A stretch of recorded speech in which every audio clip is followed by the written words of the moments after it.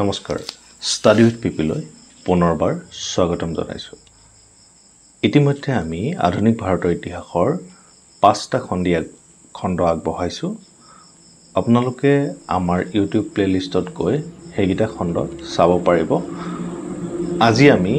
আধুনিক ভাৰতৰ ইতিহাসৰ 6টি খণ্ড আগবঢ়াম গতিকে আহক আজি ভিডিঅ'টো আৰম্ভ কৰোঁ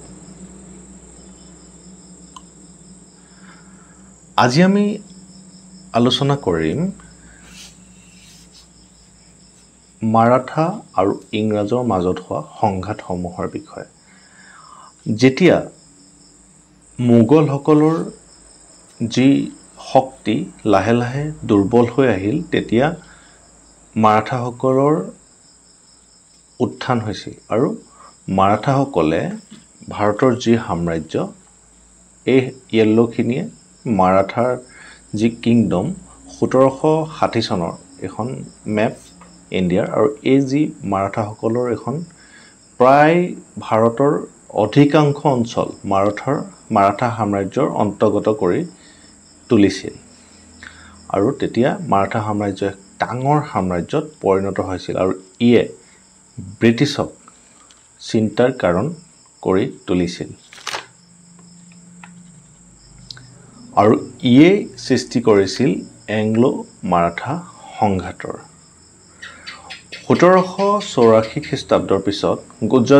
গুজৰাটৰ পৰা বম্বেৰ মাজেৰে চীনলৈ কোম্পানীটোৰ কপাহ ব্যৱসায়ৰ হঠাৎ বৃদ্ধিয়ে ব্ৰিটিছ কৰ্তৃপক্ষক ডেকান অঞ্চলত অধিক হস্তক্ষেপবাদী ভূমিকা গ্ৰহণ কৰিবলৈ প্ৰেৰণা যোগাইছিল ইংৰাজৰ এই উচ্চাকাংক্ষাই তেওঁলোকক মাৰাঠাৰ ক্ষমতাৰ সৈতে প্ৰত্যক্ষ সংঘাতত পেলাইছিল এই অঞ্চলটো এই যিটো অঞ্চল এটো ডেকান প্লেটু অঞ্চল বুলি কোৱা হয় আৰু যেতিয়া এই ব্ৰিটিছসকলে এই যিখিনি পোৰ্ট আছিল পোৰ্টগিটাৰ পৰা চাইনালৈ কপাহ অনানিয়া কৰিব লগা হৈছিল তেতিয়া এই মাৰাঠা সাম্ৰাজ্যখনে তেওঁলোকক বাধা দিছিল আৰু হিয়ে ইয়াত সংঘাতৰ সৃষ্টি কৰিছিল আৰু ব্ৰিটিছে বুজি উঠিছিল যে গোটেই ভাৰতখনত তেওঁলোকক কন্ট্ৰোল কৰিবলৈ মাৰাঠাখন তেওঁলোকে ক্যাপচাৰ কৰিব লাগিব আৰু তাৰে ফলশ্ৰুতিত সৃষ্টি হৈছিল প্ৰথম এংলো মাৰাঠা যুদ্ধ আৰু তেওঁলোকে তেতিয়া সুবিধা বিচাৰি আছিল যে মাৰাঠাসকলক কেনেকে তেওঁলোকৰ দখললৈ আনিব পাৰে আৰু তেতিয়াই সৃষ্টি হৈছিল মাৰাঠা সাম্ৰাজ্যত ৰাজনৈতিক অধিকাৰৰ অৰিয়া অৰি 1800 শতিকাৰ শেষৰ ফালে আৰু 1900 শতিকাৰ প্ৰথম ভাগত মাৰাঠা সাম্ৰাজ্যত ব্ৰিটিছৰ আগমন হয় আৰু মাৰাঠা ইংৰাজৰ সংঘাতৰ সূত্ৰপাত হয় হেতু কিয় হৈছিল 1772 চনত মাধৱৰাও যি মাৰাঠা সাম্ৰাজ্যৰ পেশৱা মাধৱৰাও মৃত্যু হৈছিল আৰু তেতিয়া তেওঁ ভায়েক নৰনাৰায়ণ ৰাও পঞ্চমজন পেশৱা হয় আৰু তেতিয়া কি হয় এই নৰনাৰায়ণ ৰাওৰ খুৰাক ৰঘুনাথ ৰাওয়ে নৰনাৰায়ণ ৰাওক হত্যা কৰে আৰু হত্যা কৰি তেওঁ নিজকে ৰজা ঘোষণা কৰে কিন্তু বাকি মাৰাঠা মুখিয়ালসকলে ৰঘুনাথক পেশৱা হোৱাটো বিচৰা নাছিল আৰু নৰনাৰায়ণ ৰাও যি পত্নী আছিল তেওঁৰ মৃত্যুৰ পিছত এজন পুত্ৰ সন্তান জন্ম দিয়ে তেওঁৰ নাম আছিল সাৱাই মাধৱৰাও এই পুত্ৰ সন্তানজনক সেই যিজন মাৰাঠা মুখিয়াল আছিল তেওঁলোকে সেই যি সিংহাসন আছিল তাৰ উত্তৰাধিকাৰী হিচাপে সেই সিংহাসনত বহুৱায় আৰু সেই কথাটো মাধৱৰাৱে সহ্য কৰিব পৰা নাছিল আৰু সেই সহ্য কৰিব নোৱাৰি তেওঁ ব্ৰিটিছৰ কাষ চাপিছিল আৰু ব্ৰিটিছৰ সৈতে এখন সন্ধি স্বাক্ষৰ কৰিছিল সেই সন্ধিখনৰ নাম হ'ল চুৰাট সন্ধি আৰু এই সন্ধিৰ পৰাই যি প্ৰথম এংলো মাৰাঠা যুদ্ধ হে আৰম্ভ হয় আৰু ইয়া চলি থাকে যুদ্ধ আৰু অৱশেষত 1782 চনত ট্ৰিটি অফ চালৱাই নামৰ এখন শান্তি চুক্তি মাৰাঠাসকলৰ লগত ব্ৰিটিছৰ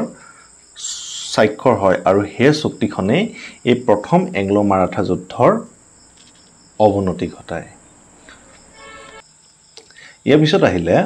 দ্বিতীয় এংলো মাৰাঠা যুদ্ধ দ্বিতীয় এংলো মাৰাঠা যুদ্ধ আৰম্ভণি হৈছিল প্ৰথম যুদ্ধৰ দৰে যেতিয়া পৰিস্থিতি সৃষ্টি হৈছিল 1795 চনত কি হৈছিল পেশৱা মাধৱৰাও নাৰায়ণে আত্মহত্যা কৰিছিল আৰু ইয়াৰ পিছতেই ৰঘুনাথ ৰাওৰ পুত্ৰ দ্বিতীয় বাজিৰাও পেশৱা হৈছিল আৰু তেতিয়াই মাৰাঠাসকলৰ মাজত আকৌ সিংহাসনৰ অৰিয়া-অৰি সৃষ্টি হৈছিল আৰু তেতিয়াই ব্ৰিটিছে তাৰ সুযোগ বুজি এই মাৰাঠাসকলৰ মাজত আকৌ দখল দিব চেষ্টা কৰিছিল আৰু সেই ঠিক সময়তে 1801 চনৰ 1 এপ্ৰিলত এজন পেশৱাই যশৱন্ত ৰাও হোলকাৰ যেটো হোলকাৰ এটা ফ্যামিলি আছিল এটা আমি কৈ থওঁ দেই আপোনালোকে মন দি শুনিব যে যিখন মাৰাঠা সাম্ৰাজ্য আছিল এখন মাৰাঠা কনফেডাৰেশন আছিল আৰু মাৰাঠা কনফেডাৰেশনত সৰু সৰু বহুত ফ্যামিলি আছিল তাৰে 5টা বিশিষ্ট ফ্যামিলি হল এটা হল গায়কৱাড ভোসলে হোলকাৰ সিন্ধিয়া আৰু পেশৱা ইয়াৰ ভিতৰত পেশৱাসকল অধিক শক্তিশালী আছিল আৰু এই এওঁলোকৰ জেগাসমূহ হল পেশৱাসকলে পুনে যিটো এৰিয়া হেতুৰ সোৱাচিতা কৰিছিল সিন্ধিয়াসকল গোৱালিয়ৰ ফালে আছিল হোলকাৰসকল ইন্দোৰ সাইডে আছিল আৰু ভোসলেসকল নাগপুৰ সাইডে আছিল আৰু গায়কৱাডসকল বৰোদা সাইডে আছিল এনেকে ভাগ হৈ আছিল মানে যিখন মাৰাঠা কনফেডাৰেশনখন আৰু তাৰে এজন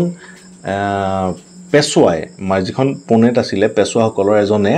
যিটো হোলকাৰ ফ্যামিলি তাৰে এজন শাসক যশৱন্তৰাও হোলকাৰ তেওঁ ভায়েকক তেওঁৰ নাম আছিল বিথুজি তেওঁক নিৰ্মমভাৱে হত্যা কৰি দিছিল আৰু যশৱন্তই তেতিয়া খঙতে সিন্ধিয়া আৰু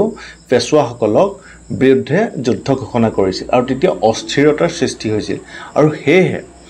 যি বাকি যি মাৰাঠাৰ কনফেডাৰেশনৰ বাকি ফ্যামিলি সকল আছিল তেওঁলোকে ব্ৰিটিছৰ ওচৰত গৈ সন্ধি স্বাক্ষৰ কৰিছিল আৰু সেই এখন সহায়ক সন্ধিৰ স্বাক্ষৰ কৰিছিল আৰু সেইখনৰ নাম আছিল ৱাচিন 1802 খ্ৰীষ্টাব্দত পেশৱাই ব্ৰিটিছৰ সৈতে ৱাচিনত সহায়ক সন্ধি স্বাক্ষৰ কৰে আৰু 1803 চনত ভোসলেসকলে দেওগাঁও সন্ধি স্বাক্ষৰ কৰে আৰু 1803 চনত সিন্ধিয়াসকলে অঞ্জনগাঁও সন্ধি সূৰ্যী অঞ্জনগাঁও সন্ধি স্বাক্ষৰ কৰে এদৰে যুদ্ধৰ ফলত অৱশেষত মাৰাঠা সাম্ৰাজ্যত ব্ৰিটিছৰ প্ৰভাৱ বৃদ্ধি পাব ধৰে এই যে 1804 খ্ৰীষ্টাব্দত যশৱন্ত ৰাওয়ে ইংৰাজৰ বিৰুদ্ধে যুঁজিবলৈ ভাৰতীয় শাসকৰ মিত্ৰজোঁট গঠনৰ প্ৰয়াস কৰিছিল দেই কিন্তু 1804 চনত আকৌ হোলকাৰে গোটেই যিখন মাৰাঠা ফেডাৰেশনটো মিলাই পেলাই ব্ৰিটিছৰ এগেইনষ্টত ফাইট দিব বিচাৰিছিল কিন্তু তেওঁ হাৰে হে যুদ্ধত হাৰি যায় আৰু শেষত সাৰ জৰ্জ ৱাৰ্লো সন্ধি স্বাক্ষৰ হয় আৰু এদৰে যুদ্ধৰ শেষত মাৰাঠা সাম্ৰাজ্যত ব্ৰিটিছৰ প্ৰভাৱ প্ৰতিষ্ঠা হৈ যায় ঠিক আছে তাৰ পিছত আমি যাম নেক্সট তৃতীয় এংলো মাৰাঠা যুদ্ধলৈ এয়া হৈছিল খ্ৰীষ্টপূৰ্ব এটো খ্ৰীষ্টপূৰ্ব হৈ আছে দেই এটো ভুল হৈ আছে খ্ৰীষ্টাব্দ হ'ব লাগিছিল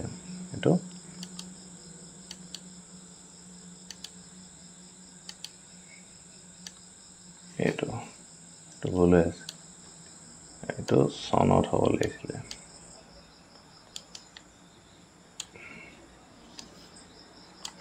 এটো খ্ৰীষ্ট এই সংঘাতৰ সৃষ্টি হৈছিল কেতিয়া যেতিয়া 1813 চনত লৰ্ড হেষ্টিং গভৰ্ণৰ জেনেৰেল হৈছিল আৰু এই গভৰ্ণৰ জেনেৰেল হয়ে তেওঁ যি আগৰ যিজন গভৰ্ণৰ আছিল ওয়েলছিৰ যিটো আগ্ৰাহী নীতি হেতুৱে গ্ৰহণ কৰিছিল আৰু হেতুৱে যি মাৰাঠা কনফেডাৰেশনৰ যি সকল মুখিয়াল আছিল তেওঁলোকৰ চিন্তাৰ কাৰণ কৰি পেলাইছিল আৰু তেওঁলোকে কি হৈছিল তেতিয়া একলগ হৈ পেলাই ব্ৰিটিছৰ এগেইনষ্টে ফাইট দিছিল আৰু সেই ফাইটত কিন্তু তেওঁলোক হাৰি গৈছিল হাৰি গৈ তেওঁলোকে 1817 চনৰ জুন মাহত যিখন পেশৱা আছিল পেশৱাসকল তৃতীয় পুনা স্বাক্ষৰ কৰিছিল আৰু সেই একে চনৰে 1817 চনৰ নৱেম্বৰ মাহত যিখন সিন্ধিয়া আছিল তেওঁলোকে তৃতীয় গোৱালিয়ৰ স্বাক্ষৰ কৰিছিল আৰু যিখন হোলকাৰ ফ্যামিলি আছিল হোলকাৰসকলে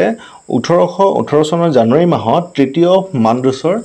স্বাক্ষৰ কৰিছিল আৰু ইয়াৰ পিছতে যি ব্ৰিটিছৰ মাৰাঠা সাম্ৰাজ্যৰ ওপৰত যি দখল সেয়া অধিক শক্তিশালী হৈ পৰিছিল আৰু শক্তিশালী হোৱাৰ পাছতে কি কৰিছিল ব্ৰিটিছে যিখিনি মাৰাঠা সাম্ৰাজ্যখন এটা চিন ৰাখিবৰ কাৰণে যি গৌৰৱ এই প্ৰাইড ৰাখিবৰ কাৰণে ছত্ৰপতি শিৱাজীৰ এজন বংশধৰ প্ৰতাপ সিংহক পেছোৱাৰ ভূমিৰ পৰা প্ৰতিষ্ঠা হোৱা এখন সৰু ৰাজ্য ছত্ৰাৰ শাসক হিচাপে নিযুক্তি দিছিল আৰু মাৰাঠাৰ যিটো কনফেডাৰেশ্যন আছিল সেইটো ভংগ কৰি পেছোৱা দ্বিতীয় বাজিৰাওক সিংহাসনৰ পৰা নমাই পেঞ্চন দিয়াৰ ব্যৱস্থা কৰি দিছিল মুঠতে যিটো মাৰাঠা কনফেডাৰেশ্যন সেইটো ভাঙি দিছিল আৰু মাৰাঠাসকলৰ যি শক্তি আছিল সেয়া শেষ কৰি পেলাইছিল আৰু ব্ৰিটিছে তেওঁলোকৰ ওপৰত যি দখল সেই দখল অধিক দৃঢ় কৰি তুলিছিল আৰু ইয়াৰ পিছতে যি মাৰাঠা শক্তি আকৌ উত্থান হোৱা নাছিল আৰু এয়া আমি এখন প্ৰথম মেপখন চাইছিলোঁ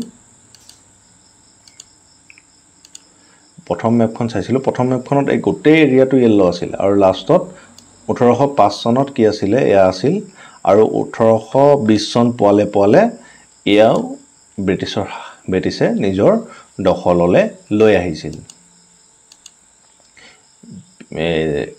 আৰু ইয়াৰে এংলো মাৰাঠা যি কনফ্লিক্ট সেয়া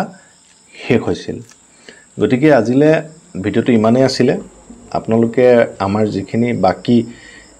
আধুনিক ভাৰতৰ ইতিহাসৰ বাকি 5টি খণ্ড আমাৰ প্লেলিষ্টত গৈ আপোনালোকে চাব পাৰিব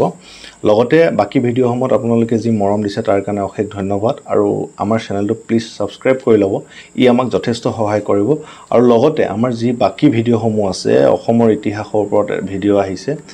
ভূগোলৰ ওপৰত ভিডিঅ' আহিছে সেইখিনি আমাক গৈও আমাৰ ইউটিউব চেনেলৰ প্লেলিষ্টত চাব পাৰিব আৰু লগতে ভিডিঅ'সমূহ আপোনালোকৰ যি বন্ধু বান্ধৱী আছে তেওঁলোকৰ লগত শ্বেয়াৰ কৰিব আৰু আমাক এনেকৈ সহায় সহযোগ কৰি যাব বুলি আশা ৰাখি আজিলৈ ভিডিঅ'টো সামৰণি মাৰিছোঁ ধন্যবাদ